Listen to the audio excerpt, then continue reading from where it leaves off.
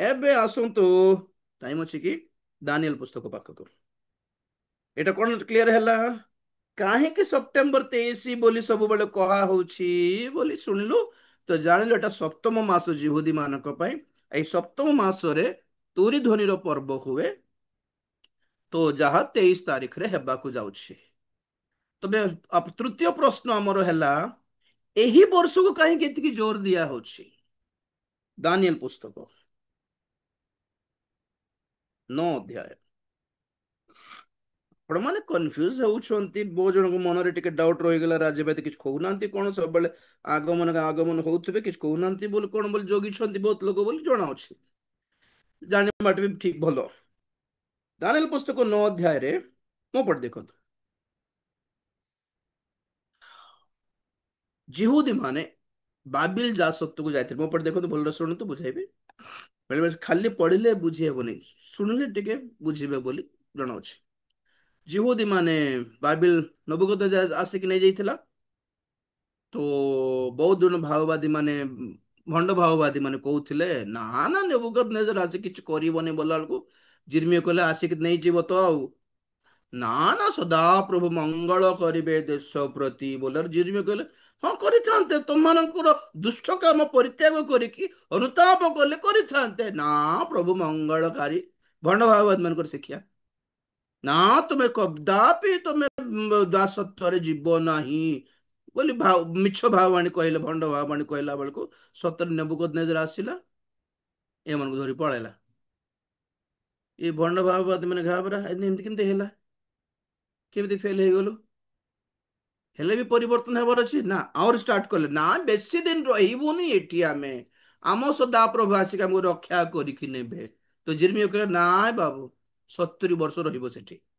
ଏଁ ଭଣ୍ଡ ମହାବନ୍ଦୀ ମାନେ କହୁଛୁ, ନା ନା 2-3 ବର୍ଷ ଭିତରେ ଆମେ ଫେରିବୁ। ପ୍ରଭୁ ଜଣାଇଲେ, ପ୍ରଭୁ ଦେଖାଇଲେ, ପ୍ରଭୁ ଦର୍ଶନ ଦେଲେ, ସେ ମଙ୍ଗଳକାରୀ ଅଟନ୍ତି।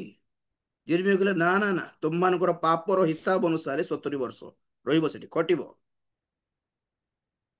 ତ ସତରେ ସେ ଭାଓବାଦୀ ମାନଙ୍କର, ଭଣ୍ଡ ଭାଓବାଦୀ ମାନଙ୍କୁ ସଫଳ ହେଲାନି। 2-3 ବର୍ଷ ଭିତରେ ପ୍ରଭୁ ଆସିକି ସେମାନଙ୍କୁ ମୁକ୍ତ କଲେନି। ଧୀରେ ଧୀରେ ଲୋକମାନେ ସେଠି ସେଟଲ ହେଇଗଲେ, ହତାଶ ହେଇଗଲେ, ମନେ ପକାଇଲେ ଆଉ 70 ବର୍ଷ ରହିବାକୁ ପଡିବ ନାଇଁ କି ବୋଲି। 70 ବର୍ଷ ଶେଷ ହେଉଥିଲା ବେଳକୁ ଦାନିଏଲ ଭବିଷ୍ୟତ ବକ୍ତା ଆସିକି ସେ ପ୍ରାର୍ଥନା କରିବାକୁ ଷ୍ଟାର୍ଟ କଲେ। 9 ଅଧ୍ୟାୟ, ଦାନିଏଲ 9 ଅଧ୍ୟାୟରେ, କି ପ୍ରଭୁ 70 ବର୍ଷ ଶେଷ ହେଉଛି, ଆମକୁ ମୁକ୍ତ କରିଦିଅ, ଆମକୁ କ୍ଷମା କରିଦିଅ, ଗୋଡ ଧରୁଛୁ ପ୍ରଭୁ, ଆମର ପିତୃପୁରୁଷ ମାନଙ୍କର ପାପକୁ କ୍ଷମା କର, ଆମେ ବି ସେଇ ପାପ କରୁଛୁ, ଆମକୁ ବି କ୍ଷମା କର, ଦୟା କର, କେତେ ଦିନ ରାଗିବ ପ୍ରଭୁ, ଆମକୁ ଉଦ୍ଧାର କର। ତ ସେତେବେଳେ ଗାବ୍ରିଏଲ ଦୂତ ଆସିକି ଦାନିଏଲକୁ ଜଣାଇବେ, ହଁ ବାବୁ ଯିବ, 70 ବର୍ଷ ତ ସରିଲା, କିନ୍ତୁ ଜିହୁଦୀ ମାନଙ୍କର ପୁରା ପାପ ସବୁ କ୍ଲିୟର ହେବା ପାଇଁ 70 ବର୍ଷ ନାଇଁ, 70 ସପ୍ତାହ ବାଲାନ୍ସ ଅଛି ବୋଲେ। 70 ସପ୍ତାହ କଣ ମାନେ, ଗୋଟେ ସପ୍ତାହକୁ 7 ଦିନ ଥିବ, କିନ୍ତୁ ବାଇବେଲ ଭାଷାରେ ଗୋଟେ ସପ୍ତାହରେ 7 ବର୍ଷ ଅଛି। ପଢେ ବାକି 9 ଅଧ୍ୟାୟ 24 ପଦ, ଦାନିଏଲ ପୁସ୍ତକ, ଦାନିଏଲ 9:24। ଆଜ୍ଞା ଲଙ୍ଘନ ସମାପ୍ତ କରିବାକୁ, ଗଣୁଛେ 6ଟା ପୁରା 7ଟା ଥିବ। ନମ୍ବର 1 ଆଜ୍ଞା ଲଙ୍ଘନ ସମାପ୍ତ କରିବାକୁ, ନମ୍ବର 1। ନମ୍ବର 2 ପାପର ଶେଷ କରିବାକୁ, ନମ୍ବର 2। ଓ ଅଧର୍ମର ପ୍ରାୟଶ୍ଚିତ କରିବାକୁ, ନମ୍ବର 3। ଆଉ ଅନନ୍ତ କାଳ ସ୍ଥାୟୀ ଧର୍ମ ଆଣିବାକୁ, ନମ୍ବର 4। ପୁଣି ଦର୍ଶନ, ନମ୍ବର 5। ଭବିଷ୍ୟତ ବାକ୍ୟ, ନମ୍ବର 6। ମୁଦ୍ରାଙ୍କିତ କରିବାକୁ, ଆଉ ସପ୍ତମ ପବିତ୍ର ତମ୍ବୁକୁ ଅଭିଷିକ୍ତ କରିବାକୁ, ତୁମ୍ଭ ଲୋକଙ୍କର ଓ ତୁମ୍ଭ ପବିତ୍ର ନଗର ନିମନ୍ତେ 70 ସପ୍ତାହ ନିରୂପିତ ହୋଇଅଛି। ମୋ ଉପରେ ଦେଖନ୍ତୁ, ଟୋଟାଲ ଏବେ ତ 70 ବର୍ଷ ପରେ ତୁମେ ଫେରିଯିବ ଜିହୁଦାକୁ, ଯେ ବହୁତ କିଛି ଆହୁରି ଅଛି। ଏ ପାରସ୍ୟ ରାଜ୍ୟ ସମାପ୍ତ ହେଲା ପରେ ଗ୍ରୀକ ରାଜ୍ୟ ଆସିବ, तापर रोम रो साम्राज्य आस बहुत अच्छी जिहुदी मानकर पाप अपराध सब क्लियर करने को से माने क्षमा पाइबा को पवित्रीकृत होइबा को ए जेरूसलेम पवित्र हेबा को और सब पूरा भाववाणी सब शेष हेबा को एटसेट्रा सातटा काम हेबा को 70 सप्ताह बैलेंस अच्छी बोले এটা তো 70 ବର୍ଷ ସରିଲା 70 ସପ୍ତାହ ବୋଲି କହିଲେ କେତେ ଗୋଟେ ସପ୍ତାହକୁ 7 ବର୍ଷ ବୋଲେ 70 ସପ୍ତାହକୁ 490 ବର୍ଷ ନା ନାଇଁ ଶୁଣନ୍ତୁ 490 ଠିକ ଅଛି 25 ପଦରୁ ପଡୁଛି ଏଥିପାଇଁ ତୁମ୍ଭେ ଜ୍ଞାତ ହୁଅ ଓ ବୁଝ ଯେ ଜେରୁସଲେମକୁ ପୁନଃସ୍ଥାପନ ଓ ନିର୍ମାଣ କରିବାର ଆଜ୍ଞା ପ୍ରକାଶ ହେବା ସମୟଠାରୁ ଅଧିପତି ଅଭିଷିକ୍ତ ବ୍ୟକ୍ତିଙ୍କ ପର୍ଯ୍ୟନ୍ତ 7 ସପ୍ତାହ ହେବ ପୁଣି ସଙ୍କଟ କାଳରେ ହିଁ ତାହା ତାହା ଛକ ଓ ପରୀକ୍ଷା ସହିତ 3 କୋଡ଼ି 2 ସପ୍ତାହ ପୁନର୍ନିର୍ମିତ ହେବ ପୁଣି 3 କୋଡ଼ି 2 ସପ୍ତାହ ଉତ୍ତାରେ ଅଭିଷିକ୍ତ ବ୍ୟକ୍ତି ଉଚ୍ଛିନ୍ନ ହେବେ ଓ ସେ ଅକିଞ୍ଚନ ହେବେ ଆଉ ଆଗାମୀ ଅଧିପତିର ଲୋକମାନେ ନଗର ଓ ଧର୍ମଧାମ ନଷ୍ଟ କରିବେ ଓ ପ୍ଲାବନ ଦ୍ୱାରା ତାହାର ଶେଷ ହେବ ପୁଣି ଶେଷ ପର୍ଯ୍ୟନ୍ତ ହିଁ ଯୁଦ୍ଧ ହେବ ନାନା ଉଚ୍ଛିନ୍ନତା ନିରୂପିତ ହୋଇଅଛି 27 ପଦ ପୁଣି ସେ 1 ସପ୍ତାହ ପର୍ଯ୍ୟନ୍ତ ଅନେକର ସହିତ ଦୃଢ ନିୟମ କରିବ ଓ ସପ୍ତାହର ଅର୍ଦ୍ଧେକ କାଳ ଯଜ୍ଞ ନୈବେଦ୍ୟ ନିବୃତ୍ତ କରାଇବ ଆଉ ଘୃଣା ଯୋଗ୍ୟ ବସ୍ତୁର ପକ୍ଷ ଉପରେ ବିନାଶକ ଠିକ କହିଲି ଘୃଣା ଯୋଗ୍ୟ ବସ୍ତୁ ସକଳର ପକ୍ଷ ଉପରେ ବିନାଶକ ଜଣେ ଆସିବ ପୁଣି ନିରୂପିତ ସିଦ୍ଧି ପର୍ଯ୍ୟନ୍ତ ବିନାଶକର ଉପରେ କ୍ରୋଧ ଢଳାଇବ 70 ସପ୍ତାହରେ କଣ କଣ ହେବ ଲେଖା ଅଛି ପଢିଲେ ବୁଝି ହେବନି ବୁଝାଇ ଦେଉଛି ଦେଖନ୍ତୁ ମୋ ପଟେ ନମ୍ବର 1 ଏମାନେ 70 ସପ୍ତାହରେ ଥିଲେ 70 ବର୍ଷ ବାବିଲ ଦାସତ୍ୱରେ ଥିଲେ ସମାନ ଦାନିଏଲ ଥିଲେ କୋରେଶର ରାଜାଙ୍କ ପର୍ଯ୍ୟନ୍ତ ଦରିଆବେଶର ରାଜାଙ୍କ ପର୍ଯ୍ୟନ୍ତ ଦରିଆବେଶ ମରିଲା ପରେ କୋରେଶ ଆସିଲେ କୋରେଶ ସମୟରେ ପରମେଶ୍ୱର ଦର୍ଶନ ଦେଲେ କହିଲେ ଜିହୁଦୀ ମାନଙ୍କୁ ତୁମେ ଯାଅ ଜେରୁସଲେମ ଯାଇକି ମନ୍ଦିର ନିର୍ମାଣ କର ଏଜ୍ରା ପୁସ୍ତକରେ ମନ୍ଦିର ନିର୍ମାଣ ହେଲା ନିହିମିଆ ପୁସ୍ତକରେ ମନ୍ଦିରର ପ୍ରାଚୀର ନିର୍ମାଣ ହେଲା ମନ୍ଦିରର ପ୍ରାଚୀର ମାନେ ମନ୍ଦିର ପ୍ରାଚୀର ନାହିଁ ଜେରୁସଲେମର ପ୍ରାଚୀର ନିର୍ମାଣ ହେଲା ଜେରୁସଲେମ ପୁନର୍ନିର୍ମାଣ କରାଯାଉ ବୋଲିବାର ଆଦେଶ ଠାରୁ ଗଣିକି ଗୋଟେ 7 ସପ୍ତାହ ତାପରେ 62 ସପ୍ତାହ ଗଣ ମସିହା ଅଭିଷିକ୍ତ ଆସିବେ ତାଙ୍କୁ ମାରି ଦିଆଯିବ ଓକେ 62 ସପ୍ତାହ ଆଉ 7 ସପ୍ତାହ ମିଶିଲେ 69 ଇୟର୍ସ କମ୍ପ୍ଲିଟ ହେଲା କୋଉଠରୁ ଜେରୁସଲେମ ପୁନର୍ନିର୍ମାଣ ହେବା ଠାରୁ ମାନେ ନିହିମିଆ ପୁସ୍ତକ ଠାରୁ ଆରମ୍ଭ କରିକି ପ୍ରଭୁ ଯୀଶୁ ଖ୍ରୀଷ୍ଟ ଗଧ ଉପରେ ବସିକି ଜେରୁସଲେମରେ ପ୍ରବେଶ କରିବେ ସେହି ଦିନ ପର୍ଯ୍ୟନ୍ତ ସେହି ଦିନ ଅଭିଷିକ୍ତ ରାଜା କଟାଯିବେ ବୋଲି ଲେଖା ହେଇଛି ସେହି ସପ୍ତାହରେ ଯୀଶୁଙ୍କୁ କ୍ରୁଶାର୍ପଣ କରିଦେଇଥିଲେ palm Sunday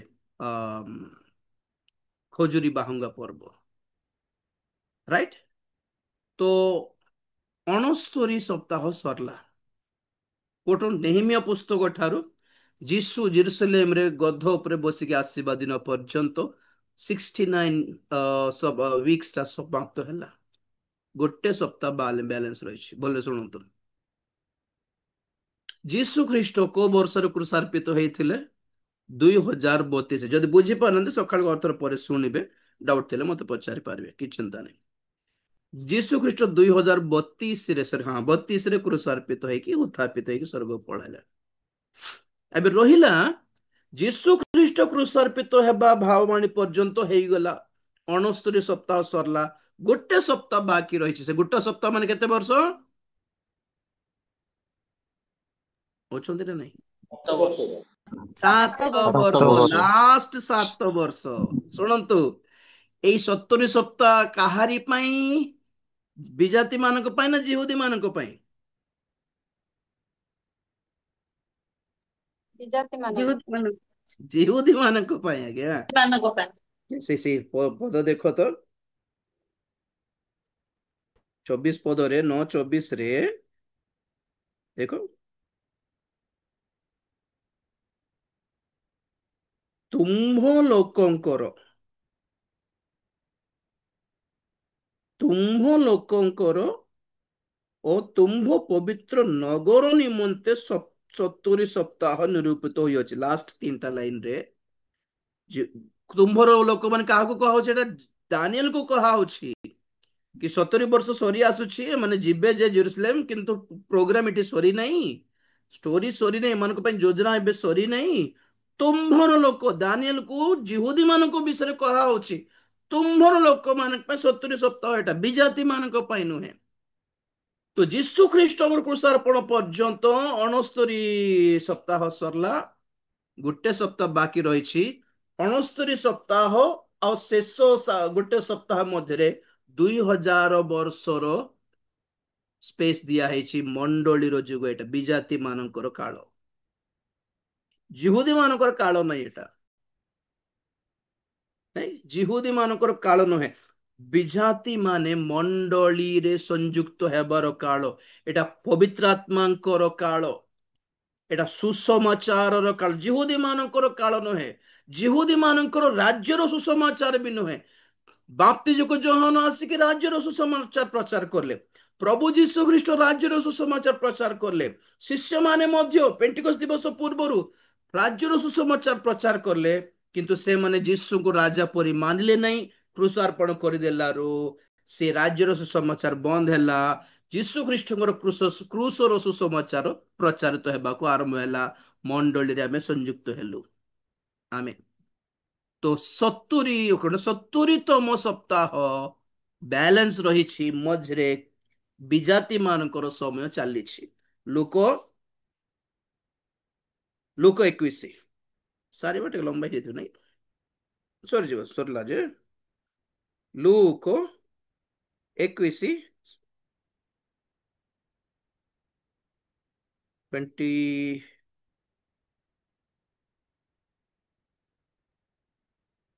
praise the Lord, yeah, 24 ରୁ ପଢୁଛି।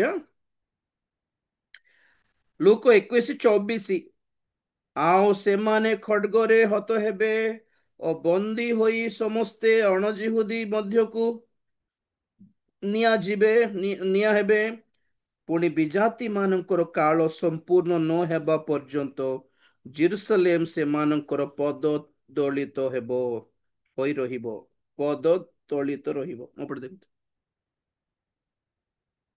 ଇସ୍ରାଏଲରେ ଅଧା ଅଧା ପାଲିସ୍ତିନୀୟ ମାନେ ବସିଛନ୍ତି, ବିଜାତି ମାନେ ଗାଜାରେ ବିଜାତି ମାନେ ଅଛନ୍ତି। ଏବେ ଲଢାଇ ଯୋଟା ଚାଲିଛି କୋଟା ପାଇଁ, ଏଟା ଆମର ଭୂମି, ତୁମେ ପଳାଅ। ଜିହୁଦୀ ମାନେ କହୁଛନ୍ତି ପାଲେସ୍ତିନୀୟ ମାନଙ୍କୁ, ଏଟା ଆମର ଜମି, ତୁମେ କୁଆଡେ ପଳାଅ, ଏଟା ଗାଜା ଆମରଟା, ତୁମେ ପଳାଅ। ବମ୍ ଫମ୍ ଛାଡୁଛନ୍ତି, ଯୋଉଟା କି ବାକି ମୁସଲିମ ଦେଶ ମାନେ ରାଗି ଯାଇଛନ୍ତି, ଆରେ ଶାନ୍ତିରେ ରହୁନାହାନ୍ତି, ଏଟା ଆମର ଆମର ବୋଲି କାହିଁକି ହଉଛ, ଏବେ ଯାଇ ରହିଲ ପରା। ସେମାନେ କହୁଛନ୍ତି ନାଇଁ, ଏଟା ଆମେ ଆମର ଅଧୀନ କରଲେ ହିଁ ଆମର ମସିହା ଆସିବେ ବୋଲି ଏମାନେ କେତେ ଭାବବାଣୀ ଧରିଛନ୍ତି। ଶାନ୍ତିରେ ରହିଥିଲେ ଏତେ ବର୍ଷ ରହୁନାହାନ୍ତି, ନା ରହିବନି, ତୁମେ ଗେଟ୍ ଆଉଟ୍, ତୁମେ ପଳାଅ। ତ ଏଇ ଝଗଡା ଚାଲିଛି। ତ କେତେ ଦିନ ଏମାନେ ବିଜାତି ମାନେ ଜେରୁସଲେମକୁ ପାଦ ତଳେ ଦଳିତ କରିବ, ପୁଣି ବିଜାତି ମାନଙ୍କର କାଳ ସମ୍ପୂର୍ଣ୍ଣ ହେବା ପର୍ଯ୍ୟନ୍ତ, ମାନେ ମଣ୍ଡଳୀରେ ସଂଯୁକ୍ତ ହେବାର କାଳ ସମ୍ପୂର୍ଣ୍ଣ ହେବ, ବନ୍ଦ ହେବ ଆଜ୍ଞା, ମଣ୍ଡଳୀ ପଳାଇବ। ଆଉ ନାଇଁ, ଆଉ କୁଆଡେ ପରିତ୍ରାଣ ପାଇବେ ବିଜାତି ମାନେ। ମଣ୍ଡଳୀ ନୀତ ହେଲା ପରେ ଦୁଇ ସାକ୍ଷୀ ଆସିକି ପୁନର୍ବାର ରାଜ୍ୟର ସୁସମାଚାର ଆରମ୍ଭ ହେବ। ଆଉ କ୍ରୁଶର ସୁସମାଚାର ନାହିଁ, ଆଉ ମଣ୍ଡଳୀରେ ସଂଯୁକ୍ତ ନାହିଁ, ଆଉ ବାପ୍ତିସ୍ମ ନାହିଁ, ଆଉ ନାହିଁ। ପରିତ୍ୟକ୍ତ ଖ୍ରୀଷ୍ଟିଆନ ମାନେ ଯଦି ସତରେ ପ୍ରଭୁଙ୍କ ଠାରେ ବିଶ୍ୱାସ କରିଛନ୍ତି, ସେମାନେ ବେକ କଟିବା ପାଇଁ ମରିଯିବା ଦରକାର, ଆଉ ସାକ୍ଷ୍ୟ କହିବୁ, ଆଉ ହିଲିଂ ହେବ, ଆଉ ମିରାକଲ ହେବ, ଆଉ ରାଷ୍ଟ୍ର କରିବ, କିଛି ନାହିଁ, ବେକ କଟି ହେବାର ମରିବାର ବାସ୍। ପରିତ୍ୟକ୍ତ ନ ହେବାଟା ହିଁ ଆମ ପାଇଁ ସୌଭାଗ୍ୟ, ପ୍ରଭୁଙ୍କର ମେଘ ଆସିକି ନେଇଯିବ। ରାଇଟ। ତ ଭଣ୍ଡ ଖ୍ରୀଷ୍ଟ, ମଣ୍ଡଳୀ ନୀତ ହେଲା ପରେ ଭଣ୍ଡ ଖ୍ରୀଷ୍ଟ ଆସିବ। ଶୁଣନ୍ତୁ, ଭଣ୍ଡ ଖ୍ରୀଷ୍ଟ ଆସି जिहुदी मानक आ मुस्लिम कंट्री अरब मानक मध्य 7 वर्षर शांतिर कथबार्ता करू यहाँ विश्व शांति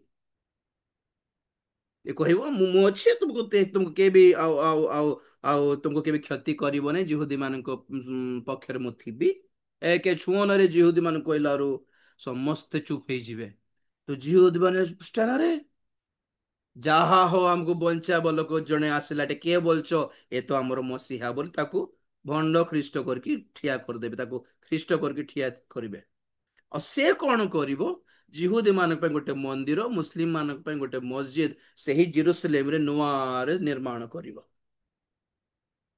निर्माण कला परे 7 वर्षर अर्ध काल रे अधारे आपड़ा नियम भांगी देव जिहुदी मानक सहित चुक्तिटा काटी देव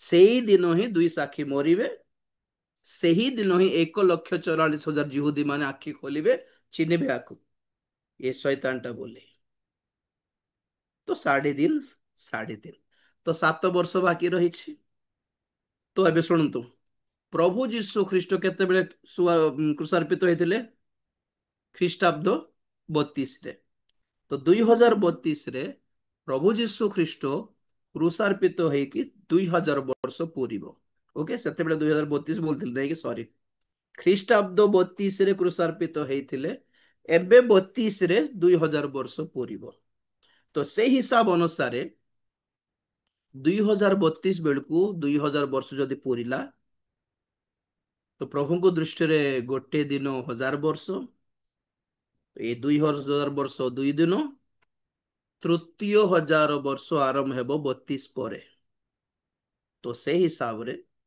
2025 रु 2032 को 7 वर्ष रही तो हिसाब कौन कर माने प्रभुंकर रैप्चर हेले एई वर्ष सेप्टेम्बर 23 रे हेबो ठीक एबेठू 32 पर्यंत 7 वर्ष गणिबार 7 वर्ष पर जीशु ख्रीष्ट द्वितीय आगमन हेबो भंड ख्रीष्टर संहार हेबो तापर 1,000 वर्ष राज्य हेबो 1,000 पर्यंत बुझी पारले ना कुछ कंफ्यूजन अछि जीशु ख्रीष्ट 32 रे क्रूसार्पित बे 32 रे 2000 वर्ष पूरीबो ओके गोटे सप्ताह बाकी रही गोटे सप्ताह मैंने 7 वर्ष रही तो यही वर्ष गणिले ही समान 32 बेल को 7 वर्ष सरुची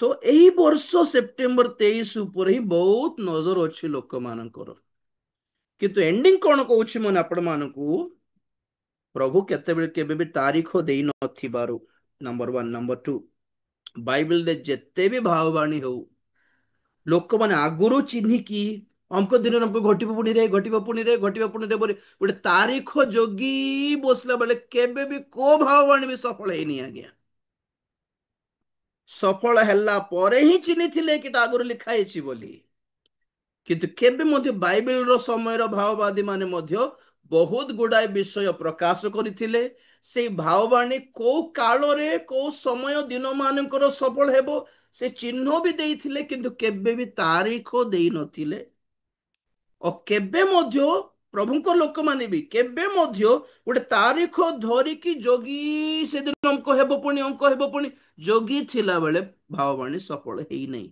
निस्तार पर्व भी सेमती प्रभु जीशु ख्रीष्ट जगत को आसिक 33 वर्ष पर क्रूसार्पित होते मतलब तार डेट हिसाब रखिले नहीं प्रभु ताड़ी शून्य रोटी निस्तार पर्व पर ताड़ी शून्य किंतु से निस्तार क्रूसार्पित हेबा आगुरु ही रात्रि से मान सहित भोजन कले डेट उपरे गले ने से सफलता ही इंपोर्टेंट डेट गुरुत्व नुहे एठी तो ठीक से प्रकार से क्रूसार्पित हेबा पर विश्राम बार पर से उत्थापित हेले शस्य कटा पर्व ठीक 50 दिन रे पवित्र आत्मा ओल्हाई आसिले तांकर लाइफ रे बहुत पेंटिकस्ट पर्व देखी थिले प्रभु जीशु ख्रीष्ट बहुत निस्तार पर्व देखी थिले को निस्तार पर्व रे से क्रूसार्पित हेबे ठिकाना नथिला हिसाब भी नथिला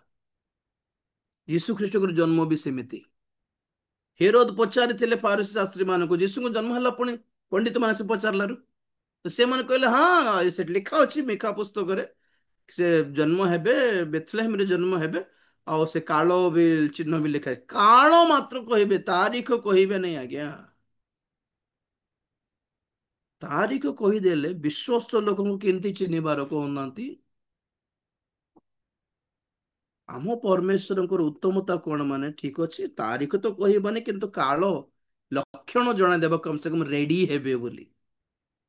ହେଲେ ଆମେ ଏତେ ଅବିଶ୍ୱସ୍ତ ଲୋକ କି ଆମେ ଜଗତର ଲାଳସାରେ ଲିପ୍ତ ହେଇକି ଥିବ, ସେ ଆସିକି ପଳାଇଥିବେ, ଆମେ କାନ୍ଦିବୁ ନାହିଁ କି ପ୍ରଭୁ କହିଲନି, ହିଣ୍ଟ ବି ଦେଇଥାନ୍ତ ନା କମ ସେ କମ, ତାରିଖ ନ ଦେଲେ ନ ଦିଅ, ଟିକେ ହେଲେ ଗୋଟେ ଚେତନା ଦେଇ ନଥାନ୍ତ କି ବୋଲେ ଆମେ କାନ୍ଦିବୁ ବୋଲି, ଆମକୁ ପାପ ବିଚାର ବୋଲି ଭାବିକି ଏଇ ସବୁ ଚିହ୍ନ ଦେଖାଇଲାରୁ, ମୁଁ ଏଠି ଚିହ୍ନ ଜଣାଇଲାରୁ ଲୋକ ଚିହ୍ନଉ ନାହାନ୍ତି ଆଉ ଭଣ୍ଡ ଶିକ୍ଷା ଏଇଟା ବୋଲୁଛନ୍ତି, ତମର ଇଚ୍ଛା। ତ ରାଜୀବ ଭାଇ କଣ ଶିଖାଉଛନ୍ତି, ତାରିଖ କହୁନାହାନ୍ତି, ଚିହ୍ନ ପ୍ରଭୁ ଦେଖାଇଲେ ଚିହ୍ନକୁ ଧରୁଛୁ। 23 ପର୍ଯ୍ୟନ୍ତ କାହିଁକି, ଆଜି ବି ଆସିଯାଇ ପାରନ୍ତି କାହାକୁ ଜଣା, ଗତ ବର୍ଷ ବି ଆସିଯିବାର ଥିଲା। ଏବେ ଲାଷ୍ଟ ପଏଣ୍ଟ ରହିଲା ତାରିଖ ଫିକ୍ସ କରିବାଟା। ପ୍ରଭୁ କହିଲେ କୋଉ ଦଣ୍ଡରେ କୋଉ ଦିନରେ କୋଉ ଦଣ୍ଡରେ ଆସିବେ, ପିତା ଛଡା ପୁତ୍ର ବି ଜାଣିନାହାନ୍ତି, ମାନେ ଅର୍ଥ କଣ। ମତେ ପଚାରିଲେ ପିତା ବି ଜାଣିନାହାନ୍ତି ବୋଲି କହିବି, କାରଣ କଣ, ମାନେ ସେ ଅମୁକ ଡେଟ୍ ଫିକ୍ସ କରିନାହାନ୍ତି ବୋଲି କହିଲେ ଚଳେ, ନ ଜାଣିବାଟା ନାହିଁ। କହିବୁ ନାଇଁ କି ମୁଁ କେତେବେଳେ ଆସିବି ମତେ ଜଣା ନାହିଁ, ସେ ମାଇଣ୍ଡ କେମିତି ଥିବ ମୋର, ଯାଇ ରେଡି ଥାଅ ବାସ୍, କେତେବେଳେ ଆସିବେ ସାର୍, ହଁ ଆସିଲେ ସମାନ 10ଟାରେ ପହଞ୍ଚିବା କଥା, କିନ୍ତୁ ଦେଖିବା ବାରଟା ହେବ କି ଘଣ୍ଟେ ହେବ କି ବୋଲା ପରେ ହେବ କି ନାହିଁ, ବେଳେ ବେଳେ ଯିବାଟା କନଫର୍ମ, କିନ୍ତୁ କେତେବେଳେ ସେଟା କହିପାରିବି ନାହିଁ, ମୋର କାମ ବି ଥିବ, ବ୍ୟସ୍ତତା ଥିବ, ଦେଖିକି ମୁଁ ଆସିବି ବୋଲି। ସେମିତି ପ୍ରଭୁ କଣ କହୁଛନ୍ତି, ମାନେ ଯିବାର ଅଛି, ଲକ୍ଷଣ ଚିହ୍ନ, ସେ ମୋମେଣ୍ଟରେ କେତେବେଳେ ଯିବି ମୁଁ ବି ଏବେ ଡିସାଇଡ କରିନାହିଁ, ସେ ମୋମେଣ୍ଟରେ ଦେଖିବା କଣ ହେବ, କିନ୍ତୁ ତୁମେ ମାନେ ଜାଗ୍ରତ ଥାଉ, ପ୍ରସ୍ତୁତ ଥାଉ, ଏତିକି। ସେ ଜାଣିନାହାନ୍ତି ବୋଲି ନାହିଁ, ସେ ଫିକ୍ସ କରିନାହାନ୍ତି ବୋଲି ଅର୍ଥ। ଏବେ ଫିକ୍ସ କରିଦେଇଥିବେ ଅବଶ୍ୟ, ଜାଣି ତ ଥିବେ ହିଁ, କିନ୍ତୁ ସେ କହିବାର ମତଲବ କଣ, ମାନେ ଆସୁ, ସେ ସମୟ ଆସୁ, ଡିସାଇଡ କରିବା, ଫିକ୍ସ କରିବା, ଏବେ କାହିଁକି, ଏବେଠୁ କାହିଁକି ଧରିବ। ତ ପ୍ରଭୁ କହୁଛନ୍ତି ମୁଁ ଯାହା ତାରିଖ ଫିକ୍ସ କରିନି ଏ ପର୍ଯ୍ୟନ୍ତ, ତମେ କାହିଁକି ଫିକ୍ସ କରିକି ବସଛ, ମୁଁ ତ କହିନି, ମୁଁ ତ ନିଜେ ଡିସାଇଡ କରିନି କେବେ ଯିବି ବୋଲି।